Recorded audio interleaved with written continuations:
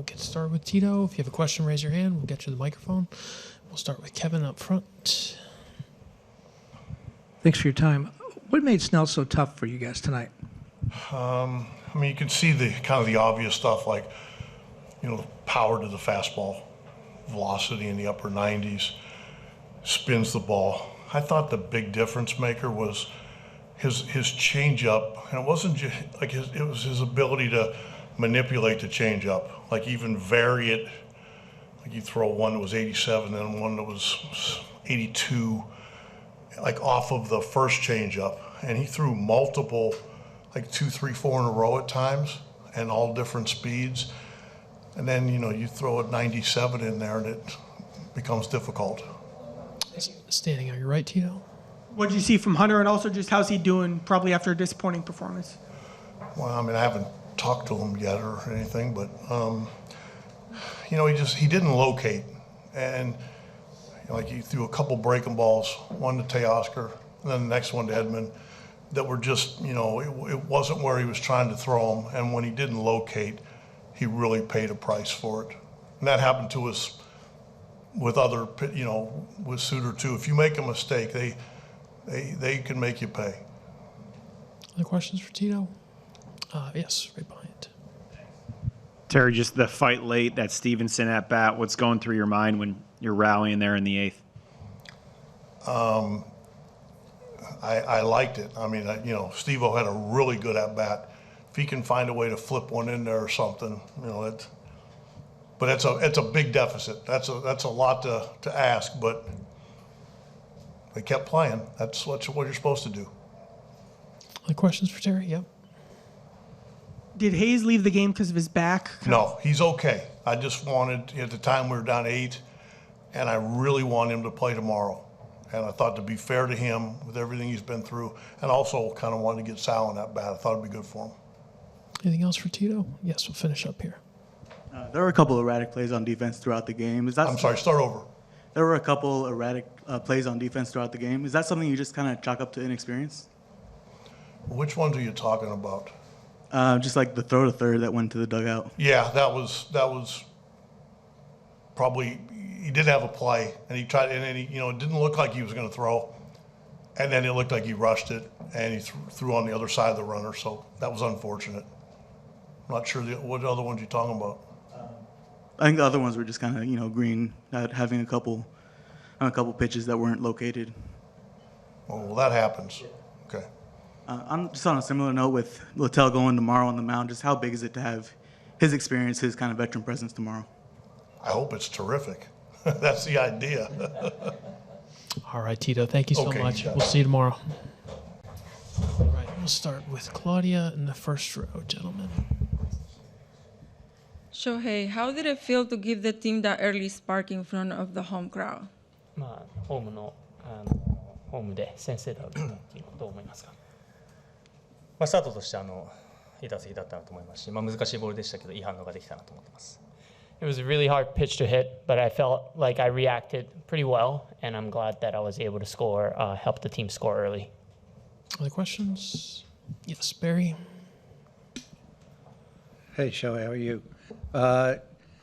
If there's no game 3 in this series, when do you expect to pitch? 3戦目なかったらいつ次は登板する予定ですか？そうなんですね。いつでも行けるように準備はしてますし、はい、監督含めて現場じゃないところに聞いてもらえれば答えてもらえるんじゃないかなと思います。I'm prepared to pitch in any situation. I don't think I don't have the right to be able to answer that right now. Other questions? We'll go to the third row on the left. Shohei, you've seen a lot of Teoscar Hernandez. How dangerous is this lineup when Teoscar is really at his best? 手を好調で、打線の怖さっていうのを今日感じたんですけども、手を含めて打線のその良さっていうのをお願いします。もちろん重要な場面でね、大きなホームランだと思いますし、打線全体的にしっかりと出塁する、進塁させる、最後決める、こういう流れとして全員がいい攻撃ができてたんじゃないかなと思ってます。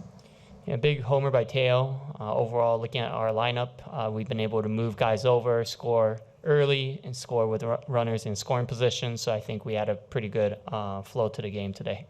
few more. Jack on your right, guys. You finished the regular season really well, pitching and hitting. Has moving out of the rehab phase of your pitching and just kind of being back to like a full starter and in a full two-way role, like has that helped both parts of your game, just giving you some freedom to kind of be the kind of player you want to be? リハビリっていう縛りがなくなって、最後シーズン後半も調子良かったですけども、ある意味それがいい結果に結んでるんですかね。これから、ね、今日は良かったですけど、明日以降どうなるかまた分からないですし、切り替えが必要ですけど、最後いい形で終われてる、どっちもいい形で終われてるっていうのはチームとしてもすっきりとした気持ちで今日も臨めているので、そういう意味では気持ちの面で、最後いい形で終われたっていうのは良かったんじゃないかなと思ってます。Just felt, pretty good overall to be able to end on a good note. And obviously, we don't know what's going to happen tomorrow. But today, being able to obviously end on a good note again is a good sign. Two more on your left, guys. 先制したからといって勝てるわけではないと思うんですけども、ワイルドカードシリーズでは先制したチームがこれまで勝率が大体6割5分、去年の経験も踏まえてこのショートシリーズにおける先制点の重要さ、重み、今回自分でまずホームランを打ってという形だったんですけど、重みに関してはいかがですか。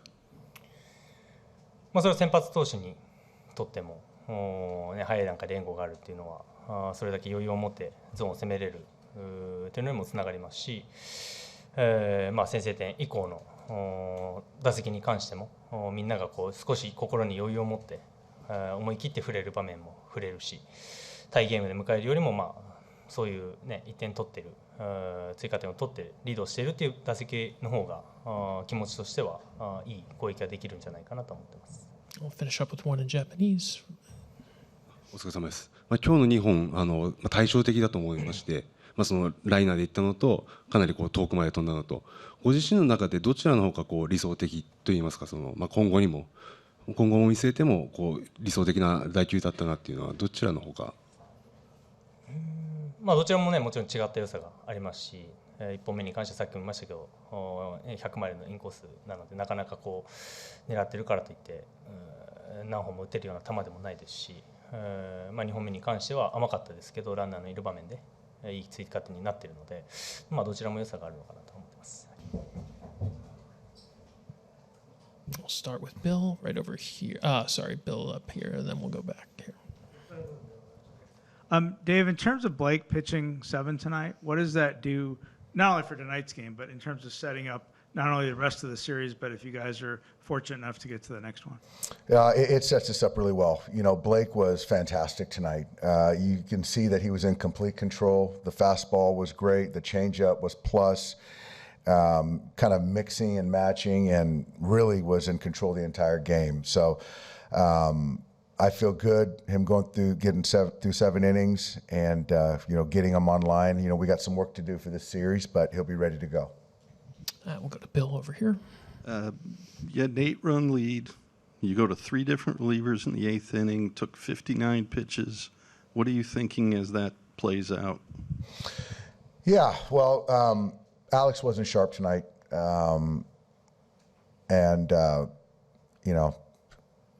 obviously Henriquez didn't have any command, and so with that lane right there, 3 right-handers, 4 right-handers, I felt good about where we were at to kind of shorten Alex a little bit. He still got 20-something pitches to get 1 out, and then you follow up in a 10-2 ball game with Edgardo in a lane that I feel very confident in, and he just wasn't good tonight. And so at that point in time, you got to get somebody else to kind of stop the momentum. And so I felt, having Dreyer on Ellie was a good spot for him. And, fortunately, he made pitches when he needed to. And ultimately, we got Ke'Bryan to pop up. You're not going to score 10 runs a night, but how satisfying was it to see the offense continue the momentum from the last month? It was great. It was a very well-executed game plan. Teo was big tonight. Obviously, Shohei had a huge night. Kike does what he does in October, and just across the board, we just took good at bats. And I still, I think Hunter is one of the really, really talented pitchers in the game, and for us to get to him like we did, pretty impressive. Go to Doug, the second row on your left. Dave, Kike left the game with some back tightness. Any update on him, and will he be available for game 2? He's playing tomorrow. He has some back tightness, so just kind of trying to, take care of him in this particular game, getting him ready for tomorrow and beyond. So, but he'll be in there tomorrow. And we saw Shohei 2 home runs last year. Game 1, he had a home run against Dylan Cease. Just how much do you think he lives for the postseason, just these moments? He does. His focus gets more, keen, and the at-bat quality is better. And, that's the reason why he signed to be with this ball club, this organization, to play in games like this, to showcase his, otherworldly talent. And, I expect really fun things this postseason out of Shohei. Go to Barry up front. Hey, Doc, congrats. Thanks, Barry. If there's no game 3, when do you expect Shohei to pitch? You're getting ahead, Barry, but it would be one of the first 2 games probably. One of the first 2 games? Yeah. On your right, Jack. In that 8th inning, is that kind of another example of what you've been talking about, guys just not attacking as much as they need to, especially when you have an 8-run lead there? That's exactly right. It's very clear to me, when you're on the attack, those guys are on their heels with the lead that we have, and when you start being too fine and getting behind, you start, giving them, free bases, and that's how you can build innings and get momentum. So, that's what I saw in that inning there for sure. And like with Edgardo, is that like trying to use some of those guys when you have a big cushion, maybe staying away from some like the other like high leverage guys in the. Yeah, absolutely. If we don't feel comfortable using certain guys, with an 8-run lead, then we got to think through some things. But as you pitch guys, you start to learn more about guys, and that's kind of how it goes. Do a couple more. 3rd row on your right, Doc. We saw Emmett throwing in the bullpen for a while. Should we still expect to see him tomorrow, or Tyler if necessary, now that you have the advantage? Emmett will be available tomorrow, absolutely, and so will Tyler. Yes. I'll go to Eric. Dave, getting Edman out of there, was he dealing with anything, or is that score? It was just the ankle. Yeah. It's something that's going to be ongoing. So whenever we can get him off of it to get him ready to the next day, that's what we're going to do. So that was kind of the thought. And is he kind of limited to infield at this point? Just given at this point, yes. Yeah. 1 or 2 last ones. We'll finish up with those 2. Dave, offenses can be tight or tentative in a game 1. Your offense wasn't. What was the reason for the offense being so potent tonight? I think that the leadoff homer from Shohei was big. I think that the shutdown inning from Blake was big, and I just thought from the outset we had a really good game plan against Hunter, and we just didn't miss pitches when he made mistakes. And Teo's hit was huge. Yeah. I see you in the 4th row on your left, Doc. Dave, Teo and Kike just seem to step up every single time in these moments. But other than just the clutch gene, like what is that? Like, how are they so good in those moments? I think it's the clutch gene. I think it's they're not afraid to fail. They like the spotlight, and they're just it's just a really good heartbeat for both those guys in those big moments. And Kike certainly likes the spotlight for sure. Thanks for coming in. I will start with Kevin up front here. Hey, thanks for the time. When Francona was in here, he spoke very highly of you and your ability to mix speeds on the changeup and how that set up the fastball. He said sometimes you'd throw 3, 4, 5 changeups in a row.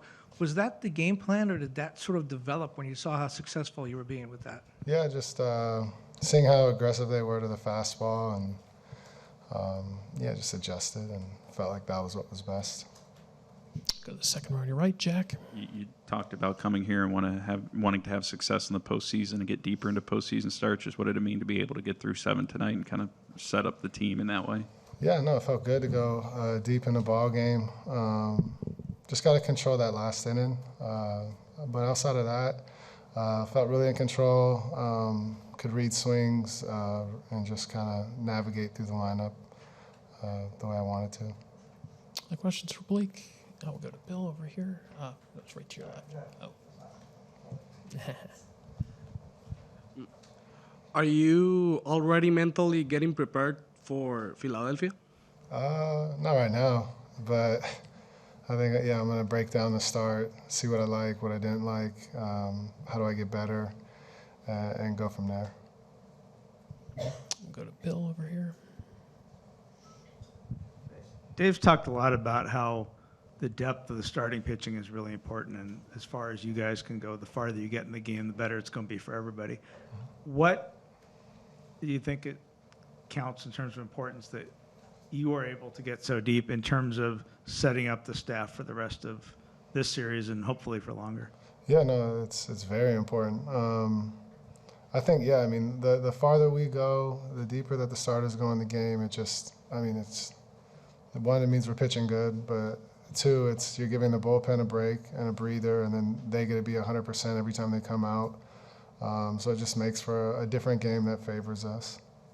Middle of the second row, Blake. Blake, to start with a 1-2-3, top of the first, and then have Shohei lead off with that bomb, does that give you, I don't know, because you give the whole team a boost right there and let you go out there and maybe be a little bit more aggressive? Yeah, it definitely sets the tone. And then from there, the mindset is attack and put up a 0 the next inning and get the guys back in the dugout so they can hit and get them going in a rhythm. See in the fourth row in your left, Blake, not having the time off between just going straight into this series, how much of an advantage does that give hitters? I don't know. I'm not a hitter. I haven't asked them either. I think it's probably, they just got to keep hitting and keep going. So maybe it is an advantage. I've seen where teams stall out, in the DS, but I don't know. It's a good question. Go to Blake. Barry for Blake up front. Hey, Blake, how you doing? Good, how are you? Hey, just a question on, in 2020, you guys played in San Diego bubble and the Texas bubble. Mm-hmm. How does it feel like to play a playoff game in a series in a home ballpark that was as roaring as this one was today? Yeah, no, it was awesome. There's nothing better than pitching a postseason game in front of your home crowd. So to be able to enjoy that